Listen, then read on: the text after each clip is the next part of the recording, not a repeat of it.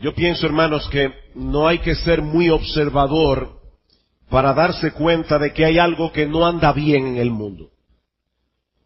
Lean los periódicos, vean los noticieros, hay algo que no anda bien. Y yo no me refiero únicamente a las guerras o a la amenaza del terrorismo o a la recesión mundial. Yo me refiero al hecho de que hay algo en el ser humano individual que no permite que este mundo sea un lugar seguro en el cual vivir. Es muy fácil enfocarse en los problemas globales y perder de vista al individuo. Pero lo cierto es que el mundo está como está porque hay un problema en el hombre. Un problema que debe ser atacado en su misma raíz para que podamos funcionar como se supone que debemos funcionar en nuestras relaciones interpersonales. Alguien pudiera decir que ese problema es el pecado y tendría toda la razón, pero yo quisiera en esta mañana ajustar el foco un poco más para que podamos ver más claramente en qué consiste este pecado que ha dañado al hombre en el asiento mismo de su personalidad.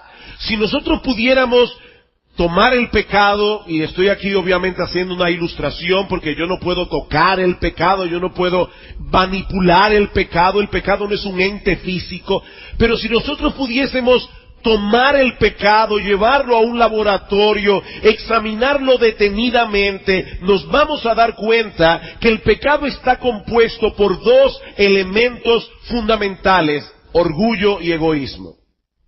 Orgullo y egoísmo. Somos egoístas, somos orgullosos. Ese es el gran problema del hombre.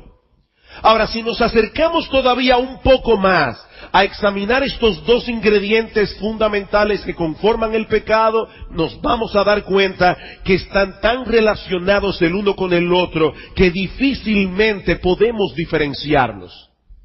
Somos egoístas porque somos orgullosos. Somos egoístas porque somos orgullosos. Queremos que el mundo gire en torno a nosotros porque el orgullo nos hace creer que nosotros somos en realidad el centro del universo. Y no importa si se trata de una guerra entre naciones o de un conflicto interracial o de un problema familiar, la fuente de donde surgen todos estos conflictos es el orgullo. El orgullo ha convertido al hombre en un ser peligroso para sus semejantes. Pero lo que es todavía más crucial, el orgullo es lo que se interpone entre el hombre y el Dios que lo creó para su gloria. Fue por medio del orgullo que Satanás tentó a nuestros primeros padres en el huerto del Edén, al venderles la idea de que si se independizaban de Dios y decidían ir en contra de su voluntad, serían como Él. El hombre se rebeló contra Dios queriendo estar a la par con Él. Pero tan pronto el pecado se introdujo en el mundo, Dios anunció un plan de salvación que tendría como centro la persona y la obra de nuestro Señor Jesucristo. Esa es la historia de la redención que nosotros veremos esta tarde a través de un grupo de jóvenes del Ministerio 222. Ese es el mensaje del Evangelio. Que Dios no dejó al hombre en el estado en que cayó por causa de su orgullo y de rebeldía, sino que decidió asumir nuestra culpa en la muerte de Jesús en la cruz del Calvario. Y así como el orgullo es el elemento fundamental de toda conducta pecaminosa, así también es la humildad, la virtud esencial de todo aquel que ha recibido el beneficio de este plan de salvación que Dios ofrece por gracia por medio de la fe. La humildad. Como bien señala William Farley, Dios diseñó el Evangelio para producir humildad en el corazón humano. Mientras estaba allí sentado, pensando en esto, de repente vino a mi mente, 1 Corintios capítulo 1, versículo 30 al 31. Pablo dice: mas por Él, Dios, estáis vosotros en Cristo Jesús, el cual nos ha sido hecho por Dios sabiduría, justificación, santificación y redención. ¿Qué es esto? El Evangelio. ¿Y para qué Dios hizo que todas esas cosas estuvieran conectadas únicamente con Cristo? Para que, como está escrito, el que se gloría, gloríese en el Señor. Para que, como está escrito, el que se gloría, gloríese en el Señor. Sin humildad no hay salvación. Nadie podrá disfrutar de los beneficios de la obra redentora de Cristo hasta que reconozca su pecado y su impotencia y venga humillado a los pies del Señor clamando por misericordia. Pero ¿saben qué, mis hermanos? Eso es apenas el comienzo. Esa vida cristiana que se inicia con un acto de humillación, se fortalece y fructifica exactamente como empezó. Crecemos en santidad y fructificamos como cristianos en la misma medida en que crecemos en humildad.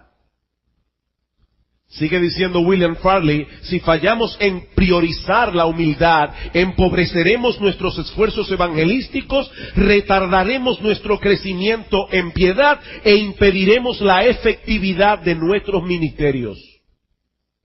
Y luego añade que la iglesia estará más capacitada para cumplir con el propósito asignado por Dios para ella cuando predique el evangelio de tal manera que produzca una fe humillante, tanto en el pecador como en los creyentes. Debemos predicar el evangelio de tal manera que eso produzca una fe humillante.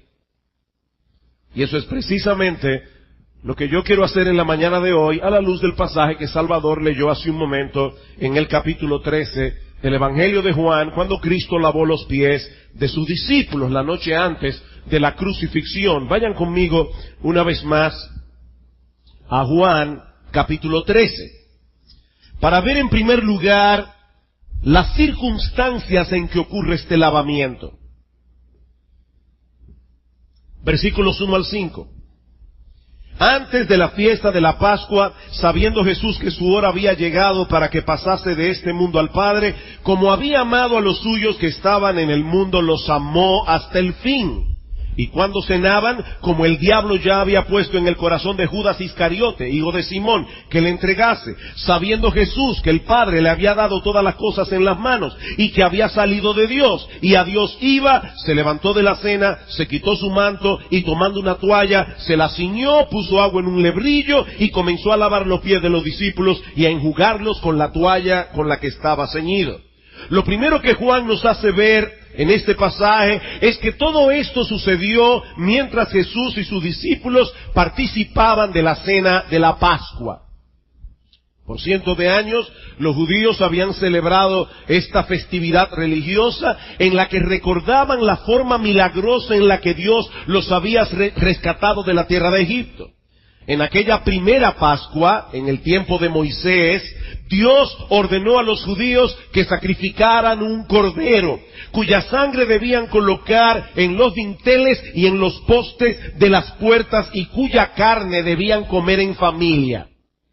El juicio de Dios pasaría esa noche por la tierra de Egipto, matando a todos los primogénitos, excepto los que estuvieran en aquellas casas que habrían sido rociadas con la sangre del Cordero Pascual. Ese Cordero y esa sangre no eran más que un símbolo del Cordero de Dios que habría de quitar los pecados del mundo. Y mis hermanos, nosotros podemos imaginar que a través de toda su vida, cada vez que el Señor Jesucristo participaba de esta cena, Él no podía dejar de pensar en la muerte sacrificial que le aguardaba al final de su ministerio. Y es precisamente en la víspera de ese terrible día que Jesús se reúne con sus discípulos en un aposento alto en Jerusalén para participar de la cena de la Pascua. Juan nos dice que el Señor estaba consciente de que había llegado la hora para que pasase de este mundo al Padre. Esa sombra de muerte que lo había acompañado a lo largo de toda su vida, ahora estaba a punto de convertirse en realidad. Ahora bien, algo había sucedido unas horas antes con los discípulos y que no aparece relatado en el Evangelio de Juan. Pero es importante que nosotros entendamos qué era lo que estaba pasando allí. Dice en Lucas capítulo 22, versículo 24, que los apóstoles habían estado discutiendo entre sí sobre quién de ellos sería el mayor de todos. En un momento tan sensible como este para Cristo, la gran preocupación de los apóstoles era la posición que cada uno de ellos iba a ocupar en el reino de Dios. Estos hombres necesitaban urgentemente una lección, y Cristo los amaba demasiado como para dejarlos sin instrucción en un asunto tan importante. Noten una vez más el versículo 1. Sabiendo Jesús que su hora había llegado para que pasase de este mundo al Padre, como había amado a los suyos que estaban en el mundo, los amó hasta el fin. Y esta expresión significa probablemente que Cristo los amó hasta llenar la medida. Cristo los amó hasta el tope de lo que es posible amar a otra persona. Los amó hasta el fin. Unas horas más tarde el Señor daría su vida por ellos en la cruz del Calvario. Y como Él mismo me dice, nadie tiene mayor amor que este, que uno ponga su vida por sus amigos. Eso es el tope del amor. Pues bien, hermanos, fue ese mismo amor que llevó a Cristo a la cruz lo que lo impulsó a lavar en ese momento los pies de sus discípulos y darles una lección inolvidable. Ahora, yo no quisiera que ustedes perdieran de vista algunos detalles que Juan incluye en el texto. Dice Juan que Jesús se iba de este mundo al Padre, pero que Él amaba a los suyos que estaban en el mundo. Él se iba de este mundo al Padre, pero Él amaba a los suyos que todavía estaban en el mundo. Cristo ama a todos los que son suyos. En el cielo, en este momento, hay un montón de creyentes a quienes Cristo ama. De hecho, algunos han partido de esta misma iglesia a la presencia del Señor. Y Cristo ama a todos los que son suyos. Pero Él manifiesta un amor especial para con todos aquellos que todavía continuamos aquí, en este campo de batalla. Yo estoy seguro que si tú tuvieras varios hijos, y uno de ellos estuviera en un país lejano, sirviendo como soldado en medio de una guerra, no necesariamente tú lo vas a amar más que a los otros hijos, pero es muy probable que ese hijo ocupe una gran parte de tus pensamientos y de tus preocupaciones. Bueno, queridos hermanos, el Señor sabe lo que significa vivir en este mundo dañado por el pecado. Y precisamente por eso está atento a cada uno de sus hijos que todavía están en el mundo en una forma especial. Ahora hay algo más que Juan resalta en este pasaje. Y es el hecho de que el diablo ya había puesto en el corazón de Judas que entregara al Señor. Y Cristo lo sabía. Versículo 2. Y cuando cenaban, como el diablo ya había puesto en el corazón de Judas Iscariote, hijo de Simón, que le entregase, sabiendo Jesús que el Padre le había dado todas las cosas en las manos y que había salido de Dios y a Dios iba. Cristo sabía que ya Judas había entrado en una componenda con los religiosos de Israel para entregarlo, para traicionarlo, para venderlo por 30 piezas de plata. Pero Cristo también sabía que Él tenía en sus manos todo el poder y la autoridad del universo. Él podía aplastar a Judas en ese mismo instante. Pero no lo hizo. Aún a sabiendas de quién era Él. Mis hermanos, el Señor no tuvo en ese momento una crisis de identidad. Él estaba plenamente consciente de su grandeza. Él estaba plenamente consciente de su poder cuando decidió lavar los pies de sus discípulos, incluyendo los pies del traidor. Debemos recordar que en ese tiempo los caminos no eran asfaltados como en el día de hoy, y que los hombres no solían usar zapatos cerrados, ellos usaban sandalias. Y aunque ellos pudieran estar completamente bañados, cuando se movían de un lugar a otro, llegaban con los pies sucios. Y era muy incómodo sentarse a la mesa a cenar con los pies llenos de polvo, llenos de arena. Es por eso que los anfitriones solían tener un sirviente, generalmente el sirviente del rango más bajo, que hiciera ese servicio de lavar los pies, porque a nadie se le ocurría lavarle los pies a una persona de su mismo rango. De hecho, estaba leyendo que aún los esclavos judíos no le lavaban los pies a otro esclavo judío. Buscaban a un esclavo gentil que lo hiciera. A nadie se le ocurría lavarle los pies a una persona de su mismo rango. El problema fue que en el aposento alto no había sirviente. Así que los apóstoles comenzaron a llegar de Betania juntamente con Jesús, se colocaron en torno a la mesa en forma de U, teniendo a plena vista la jarra, la toalla y el agua. Pero nadie hizo el menor intento de usarla. Probablemente el Señor esperó un momento a ver si alguno reaccionaba, pero nadie se movió. Y yo me imagino a los apóstoles mirando la jarra, mirando la toalla y mirándose unos a otros a la cara. ¿Y ahora qué hacemos? Hasta que de repente ocurre lo inesperado. El Señor Jesucristo se levanta de la cena, se quita su manto, se ciñe la toalla, echa agua en una especie de palangana y comienza a lavar los pies de cada uno de los discípulos. Yo estaba tratando de imaginarme la escena. Y yo me imagino un silencio sepulcral en la habitación. Nadie hablaba. Es difícil saber lo que estaba pasando por la mente de los discípulos viendo al Señor en una posición tan humillante. Pero ¿saben qué? Ninguno de ellos le dijo, ni siquiera hizo el amague, en buen dominicano, ni el allante siquiera, de decirle al Señor, no, Señor, no te preocupes, yo lo hago. No, estaban llenos de vergüenza, pero seguían sentados cada uno en su mismo sitio. Yo supongo que alguno de ellos hubiera sido capaz de lavarle los pies a Cristo, porque lo reconocían claramente como alguien superior. Pero lavarse los pies entre ellos, eso era demasiado humillante. Demasiado humillante. Estos hombres tenían el corazón lleno de orgullo y Cristo lo sabía. A veces uno dice, fulano es un orgulloso, yo voy a darle una lección.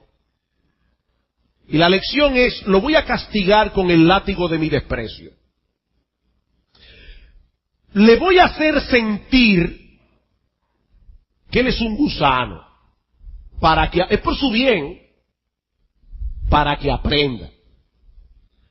Pero eso no fue lo que hizo Cristo. Él sabía que el corazón de estos discípulos estaba lleno de soberbia, y aún así tomó la posición de siervo y continuó lavándoles los pies uno a uno hasta que llegó a donde estaba el apóstol Pedro. Y todos nosotros conocemos al personaje, por lo menos como él era, porque ya Pedro es perfecto en el cielo. Pero todos conocemos al apóstol Pedro. Dice en el capítulo 13, versículo 6, entonces vino a Simón Pedro y Pedro le dijo, Señor, ¿tú me lavas los pies? Y el texto aquí literalmente puede ser traducido como, ¿tú a mí me lavas los pies? ¿Tú a mí? En otras palabras, siendo tú tan grande y yo tan insignificante, ¿vas a ocupar frente a mí la posición de un sirviente? Versículo 7, respondió Jesús y le dijo, lo que yo hago tú no lo comprendes ahora, mas lo entenderás después. Pedro le dijo, no me lavarás los pies jamás. Y miren, hermanos, el texto es bien enfático. Yo estaba tratando de ver cómo podía traducir esto de la manera más clara que encajara con lo que el texto realmente dice. Y la idea es, no me lavarás los pies jamás, de ninguna manera, ni en 1 millón de años. Cristo le dice, lo que yo estoy haciendo ahora, tú no lo entiendes ahora, lo vas a entender después. No, Señor, nunca va a haber un después para yo entender eso.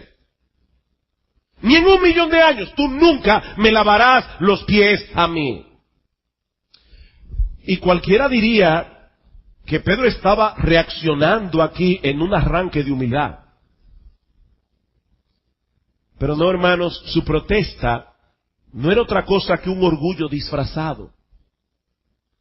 Ya Cristo le hizo ver que había algo en ese acto de servicio que él no entendía. Pedro, lo que yo hago, tú no lo entiendes ahora, lo vas a entender después. Era para decirle, está bien, Señor, yo no lo entiendo, pero sigue tu tarea. No, pero Pedro no era así. Pedro quiere controlar la situación. Pedro quiere decirle al Señor cómo deben ser las cosas.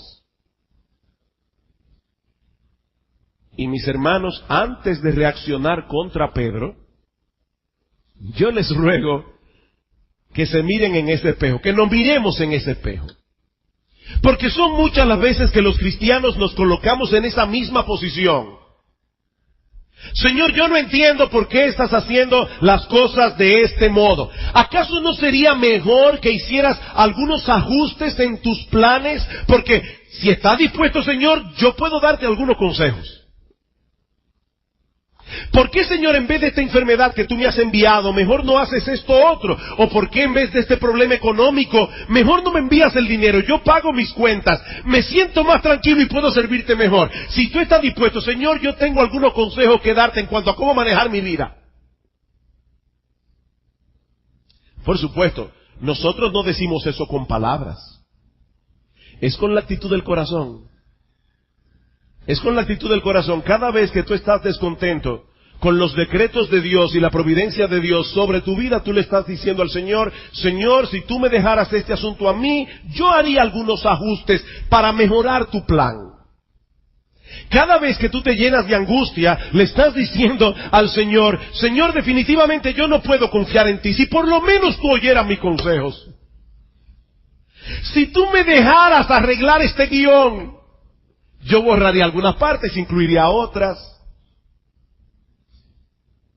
Pero esa actitud no solo revela orgullo, esa actitud revela una tremenda ignorancia.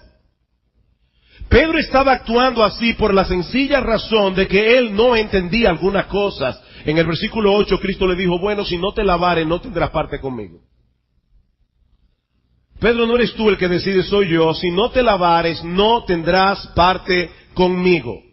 Ese acto de humillación en el aposento alto no era más que el preámbulo de una humillación mayor, la muerte de Cristo en la cruz del Calvario, sin la cual ningún pecador será perdonado. Si Pedro seguía siendo renuente a recibir el beneficio de la humillación de Cristo, y del cual ese lavamiento no era más que un símbolo, entonces no podía tener parte con él. De paso, déjenme decir algo aquí, entre paréntesis, acerca del orgullo. Orgulloso no es únicamente aquel que es renuente a servir, sino también aquel que es renuente a ser servido. Las personas orgullosas no quieren dejarse servir, porque dejarse servir es un reconocimiento de yo no puedo solo. Y nosotros somos a veces como los niños cuando están aprendiendo a ponerse los zapatos, que uno quiere ayudarlos, no, yo solo. Y a veces, hermano, hay que dejarlo que se amarren los zapatos de tal manera que no haya forma de deshacer el nudo y se vayan de boca, para que aprendan la lección. Nadie puede pertenecer a la compañía de los discípulos de Jesús a menos que reciba por fe el perdón de sus pecados, descansando enteramente en esa muerte humillante que Cristo padeció por culpa nuestra en la cruz del Calvario. Ahora, probablemente Pedro no entendió todo eso en ese momento.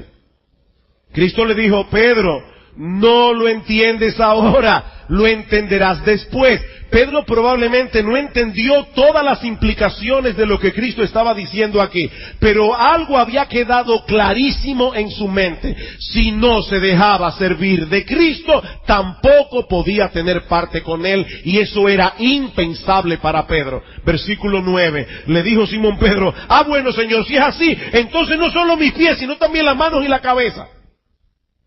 Pedro era un individuo tan impulsivo. Él pasaba de un extremo al otro extremo. Báñame entero, Señor.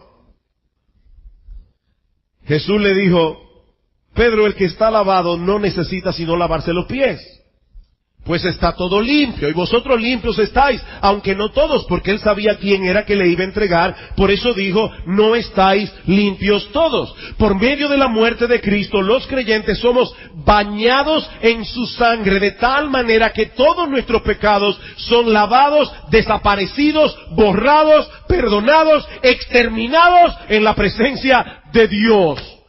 Todos nuestros pecados. Todos los que cometimos antes de ser creyentes, todos los que estamos cometiendo ahora, todos los que vamos a cometer hasta que lleguemos a la presencia del Señor. En Cristo, en su sangre derramada en la cruz, todos nuestros pecados ya fueron perdonados. Estamos todos bañados en la sangre de Cristo. Pero, mientras transitemos por este mundo, vamos a ensuciarnos los pies. Y tendremos que venir una y otra vez a recibir ese lavamiento parcial. No para ser salvos, porque ningún verdadero creyente puede perder su salvación, sino para seguir creciendo en santificación.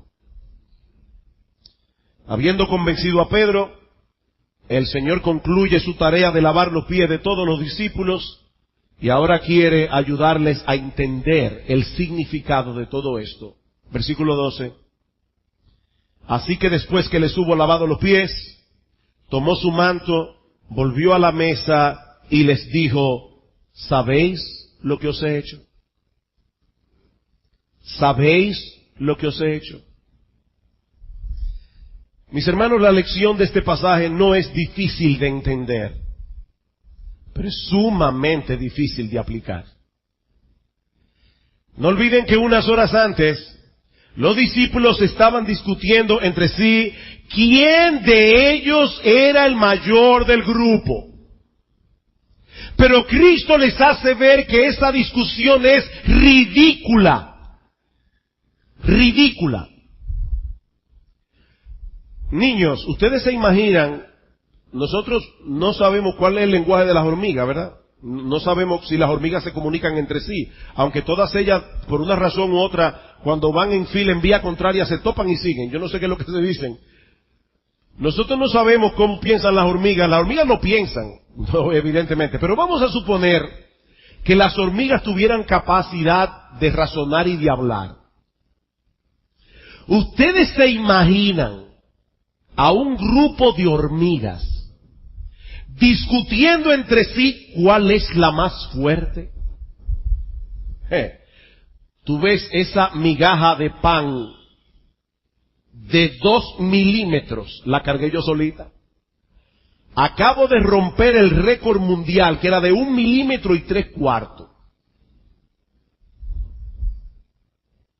Ridículo, ¿verdad? ¿Saben qué, mis hermanos? Esa ridiculez ni siquiera puede compararse a la de un grupo de creyentes que reconocen a Cristo como el Rey soberano del universo, como el creador y sustentador de todas las galaxias, pensando dentro de sí que uno es mayor que el otro. Eso es ridículo. Mi amado hermano, ¿qué tú tienes que no hayas recibido? Y si lo recibiste, ¿por qué te glorías como si no lo hubieras recibido? Nosotros los creyentes tenemos un tesoro en vasos de barro para que la excelencia del poder sea de Dios, no de nosotros.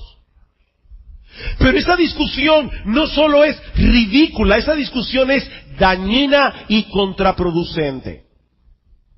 No olviden que así como nadie puede ser salvo sin humillarse primero, nadie puede crecer en santidad, nadie puede producir frutos en la obra de Dios, a menos que siga transitando por el camino de la humildad. Y Cristo, en su amor, no solo dejó instrucciones al respecto, sino un ejemplo demasiado claro, demasiado elocuente como para que ningún cristiano se confunda. Versículo 13. Vosotros me llamáis maestro y señor, y decís bien, porque lo soy. Pues si yo, el Señor y el Maestro, he lavado vuestros pies, vosotros también debéis lavaros los pies unos a otros, porque ejemplo os he dado para que como yo os he hecho, vosotros también hagáis. Ejemplo os he dado. La grandeza de Cristo no solo es reconocida por Él mismo, como vimos en el versículo 3, sino también por todos los que son suyos. Si tú eres un verdadero cristiano, tú sabes que Cristo es nuestro Maestro, que Cristo es nuestro Señor. Nosotros debemos aprender de Él y servirle a Él. No debe ser al revés. Y sin embargo, Él no solo estuvo dispuesto a lavar los pies de sus discípulos, sino también a dejar su gloria, a hacerse hombre y luego morir en una cruz como un criminal para que tú y yo podamos ser limpios de nuestros pecados. El más grande de todos ocupó el lugar del más bajo por amor a nosotros para nuestro beneficio. Y ahora nos dice de manera explícita que eso es exactamente lo que Él quiere que hagamos, humillarnos hasta el polvo si es necesario en nuestro trato los unos con los otros. Muchos creyentes dicen o piensan que ellos están dispuestos a humillarse delante de Dios. Pero eso no es lo que Cristo dice aquí. Mis hermanos, Cristo no está hablando aquí primariamente de humillarnos delante de Dios. Por supuesto, nos humillamos primariamente delante de Dios, pero Cristo está hablando de otra cosa. Él dice en el versículo 14, pues si yo, el Señor y el Maestro, he lavado vuestros pies, vosotros también debéis lavaros los pies los unos a los otros. Si de verdad estamos dispuestos a humillarnos delante de Dios, entonces debemos estar dispuestos a humillarnos delante de nuestros hermanos en Cristo. ¿Hasta qué punto? Bueno, escucha lo que dice Pablo en Filipenses capítulo 2, versículos 5 al 8, y juzga por ti mismo. Haya pues en vosotros ese sentir que hubo también en Cristo Jesús, el cual siendo en forma de Dios, no estimó el ser igual a Dios como cosa que aferrarse, sino que se despojó a sí mismo, tomando forma de siervo, hecho semejante a los hombres, y estando en la condición de hombre, se humilló todavía más, haciéndose obediente hasta la muerte y muerte de cruz. ¿Hasta qué punto, mis amados hermanos, debemos humillarnos delante de los demás? ¿Hasta qué punto? Bueno, Pablo dice, haya pues en vosotros este mismo sentir, haya pues en vosotros esta misma forma de pensar que hubo en Cristo. Él no estimó el ser igual a Dios y se humilló a sí mismo haciéndose hombre y luego haciéndose siervo y luego haciéndose obediente hasta la muerte y muerte de cruz. Entonces tú no puedes perdonar lo que esta persona te hizo. Tú eres tan grande, tú eres tan valioso que tú no puedes humillarte hasta ese punto. Tú no puedes servir a una persona que no te sirve a ti. Yo me cansé. Vivo la vida dándome a los demás y nadie me da a mí. Me cansé. Si Cristo hubiera pensado así, mis amados hermanos, en este momento todos nosotros estaríamos friéndonos en el infierno, pero Cristo no pensó así. Siendo el Rey de Reyes, Señor de Señores, el Rey de Gloria, el autor, el diseñador, el creador, el sustentador de todo el universo, de todas las galaxias, Cristo se humilló. Y Pablo nos está diciendo, haya pues en vosotros exactamente la misma disposición, exactamente la misma forma de pensar.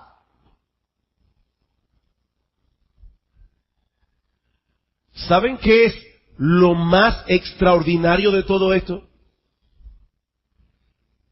Que la humillación para Cristo implicó dejar su gloria, descender y hacerse hombre, ocupar el lugar de siervo. Pero la humillación, en el caso nuestro, simple y llanamente consiste en ocupar nuestro lugar. A mí no me gusta usar en el púlpito frases coloquiales, pero en buen dominicano, cucaracha, busca tu seto. Para Cristo humillarse implicó dejar su gloria, ocupar el lugar de siervo. Para nosotros humillarnos es simple y llanamente comportarnos como lo que somos. Ocupar nuestro lugar. Alguien ha dicho que la humildad consiste en la capacidad de verme a mí mismo a la luz de Dios en el contexto de su santidad y de mi pecaminosidad. Eso es humildad. El llamado del Señor no es a que dejemos a un lado nuestra grandeza para servir a los demás, porque la verdad es que no tenemos ninguna. El llamado del Señor es a que entremos en cordura, a que nos veamos tal cual somos y actuemos en consecuencia. Ese es el llamado. Y miren, mis hermanos, ese no es el mensaje que el mundo predica. Ese no es el mensaje que el mundo predica. El problema del hombre, según el mundo, radica en su baja autoestima. El problema del hombre, según Dios, es que se estima demasiado.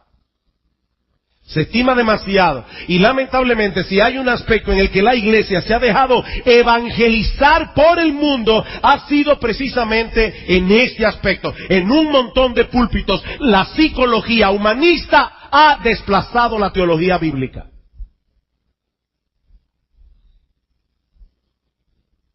¿Cómo es que se titula el libro de Joel Osteen? ¿Tu mejor yo o tu mejor vida ahora? No, ese no es el mensaje que encontramos en la Biblia. Ese no es el mensaje que encontramos en la Biblia, y los resultados están a la vista. ¿Saben qué, mis amados hermanos? Cada vez es más difícil encontrar dentro de las filas de los que profesan ser cristianos un espíritu de autonegación y de autoservicio. ¿Saben por qué? Porque hemos olvidado nuestra identidad de siervos y nos hemos comenzado a comportar como si fuéramos los amos. Somos siervos. Somos esclavos, comprados por precio.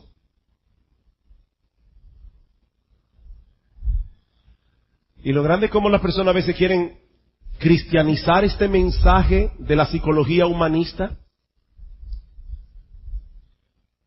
Tú eres una criatura de Dios y Dios no hace disparates. Wow, es verdad. Dios no hace disparate. Sí, pero por tu pecado tú te has disparatizado tú mismo. No, Dios no hace disparate. Pero el diablo ha convertido al hombre en un disparate. Y lo grande del amor de Dios, lo grande de la gloria, el poder, la bondad, la sabiduría, la magnificencia, la compasión, la misericordia de Dios, es que a ese hombre que es un disparate, Cristo lo salva con el precio de su sangre.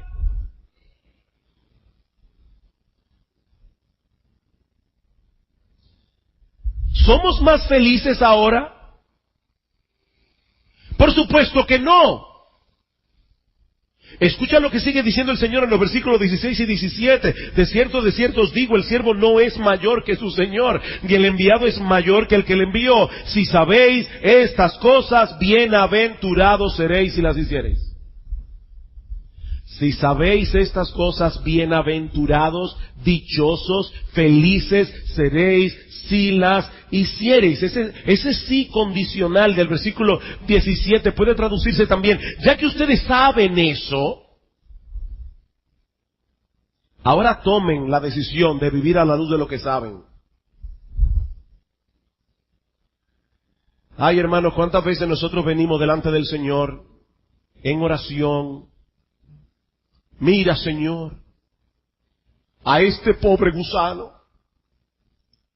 Ahora, hay de aquel del que me trate como un gusano. Por fin decídete. ¿Eres un gusano o no? Es vivir conforme a lo que sabemos a la luz del Evangelio. Y Cristo dice, vuestra felicidad depende de eso. Vuestra felicidad depende de eso. Queridos hermanos, nadie puede ser verdaderamente feliz a menos que goce del favor de Dios, y nadie puede gozar del favor de Dios a menos que se humille delante de Él. Hablando al pueblo de Israel a través del profeta Isaías, dice el Señor, el cielo es mi trono, la tierra estrado de mis pies. ¿Dónde está la casa que me habréis de edificar? ¿Y dónde el lugar de mi reposo? Mi mano hizo todas estas cosas, y así todas estas cosas fueron, dice Jehová. Pero miraré a aquel que es pobre y humilde de espíritu y que tiembla a mi palabra. El hombre verdaderamente humilde toma a Dios en serio, y el que toma a Dios en serio toma su palabra en serio. Este hombre sabe poner cada cosa en su lugar. Dios está en su trono en el cielo. ¿Sabe dónde habitamos nosotros? Nosotros habitamos en el estrado de sus pies. Dice, el cielo es mi trono, la tierra es el estrado de mis pies. Ahí es donde estamos nosotros. En el banquito donde Dios pone los pies para descansar. Metafóricamente hablando. Porque Dios no se cansa. Él es grande, nosotros somos pequeños. Él es infinitamente santo, nosotros somos pecadores. Él es el Señor, nosotros somos sus siervos. Pero es aquí precisamente donde el Evangelio pone de cabeza la filosofía de este mundo. Mientras más orgulloso es un hombre y más intensamente procura su gloria y cumplir su voluntad, así de proporcional será su desgracia y su miseria. Mientras más orgulloso es un hombre, más miserable y desgraciado será. Pero en la misma medida en que un hombre se humilla ante Dios, ocupando el lugar que realmente le corresponde, en esa misma medida disfrutará de los dones de gracia que Él derrama sobre aquellos que dependen enteramente de Él y deciden vivir para su gloria. En Mateo capítulo 11, versículo 29 dice el Señor, venid a mí todos los que estáis trabajados y cargados, yo los haré descansar. Aprended de mí, que soy manso y humilde de corazón, y hallaréis descanso para vuestras almas. El descanso del alma depende enteramente de la humildad y de la mansedumbre.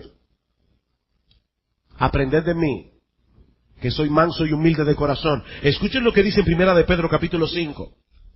Primera de Pedro capítulo 5, versículo 5.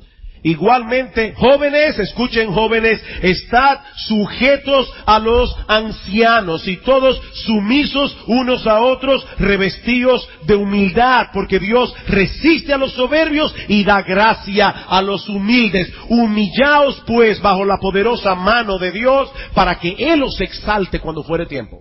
Humíllense bajo la poderosa mano de Dios. Mi amado hermano, mi amada hermana, tú y yo necesitamos urgentemente crecer en humildad. ¿Y saben cómo se logra eso? Predicándonos el Evangelio día tras día y contemplando el ejemplo de Cristo en el Evangelio. ¿Cómo se logra esto? Predicándonos el Evangelio día tras día. Recuerda quién eras tú sin gracia. Recuerdas de dónde Dios te rescató. Recuerda el infierno que merecías por tus pecados. Recuerda las veces que rechazaste al Señor. Recuerda, oh mi amado hermano, que si no hubiera sido porque su gracia te detuvo, probablemente habrías muerto antes de conocer a Cristo. Y en este mismo instante, ahora mismo, pudieras estar en el infierno sabiendo que ya no hay redención.